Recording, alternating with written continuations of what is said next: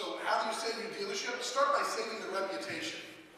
You have to stand at the pearly gates of online activity. You need to monitor the action, controlling what you can. And you start by going to Google and go Google. A lot of you know what it is, a lot of you don't. Just Google Alert, so everybody knows how to do it, and type in your DBA, your dealership name, and it will alert you at different intervals as to when, and who, and what is being written about you online. Because you want to know what is being written about you online. But then go one step further. Just because you see that somebody's blogging about you, mentions your name anywhere, you want to go onto these forums and you want to drop in a note. If it's a newspaper, you want to go in and say, here at ABC Motors, www.abcmotors.com, we're giving happy customers great deals every single day. Because then you're going to endear yourself to your customers because you're part of the same online community that they are, and you're going to possibly increase your SEO through click-throughs. That's the first step in reputation management. The second step, dealer radar and car folks. You have to be keeping an eye on what is being written about you, what is being rated about you on these sites, because that is the top of reputation management. And you can also go above and beyond and sign up with them, and because that means you are being proactive opposed to reactive. Also, how else do you save a dealer's reputation? You evaluate the employees. Every single employee that touches an internet customer in your store needs to be evaluated. And so few employee evaluations are ever done because nobody knows how to do them. So I'll give you a little hint. You got to think like a car person. So you make up a trade appraisal sheet based on attributes and qualities, strengths and weaknesses. And where the miles section is, that's how many miles the salesperson has on them, how many years they've been in the business, how many years they've been in the store.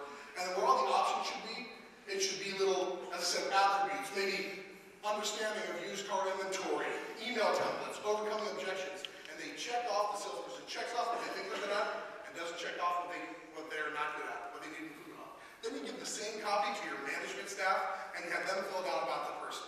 And then you sit down, you have nice little one-on-ones, employee evaluations, and you compare and contrast. And you're going to see a big discrepancy in what people think they're good at and what managers think they're good at.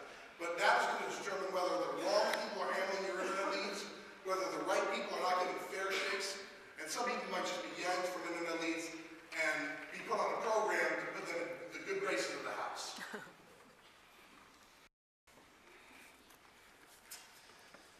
Customer testimonials on the websites, in your e-newsletters, and on your networking pages.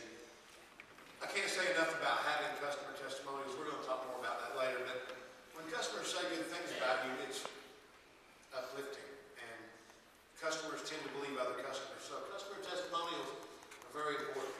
Ask them.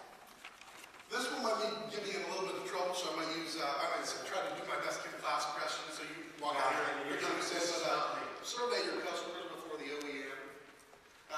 I know this is, I don't know if it's illegal or not, but if you want to say, Sir, Madam, Miss, Winona, you're going to be getting a survey in the mail. It's my report card. I'd really appreciate it if you were to fill it out promptly and honestly. And then what you do is if your OEM sends out a survey 10 days later, their online survey, then I want you to send your online survey out 5 days later. Because you want to know what they're going to say. You want to beat them to the punch.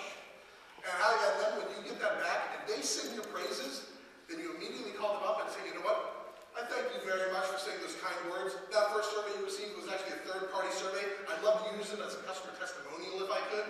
And they say, yeah, put it up on the website. That sounds great. You know, free notoriety. And that makes them feel good. But you say, you know what? That OEM, the really important survey is coming in another 5 days. So I'd really appreciate it if you go ahead and fill it out the same way. Now, if you get that survey back, that online survey, and they crucify you, then do your best to make them happy. Try to change their beliefs about you, but don't tell them it wasn't the OEM survey.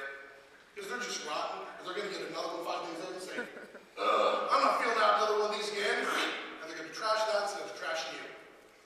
And to do this, some CRMs have their own survey applications that are included in it, or go to surveymonkey.com. It's free.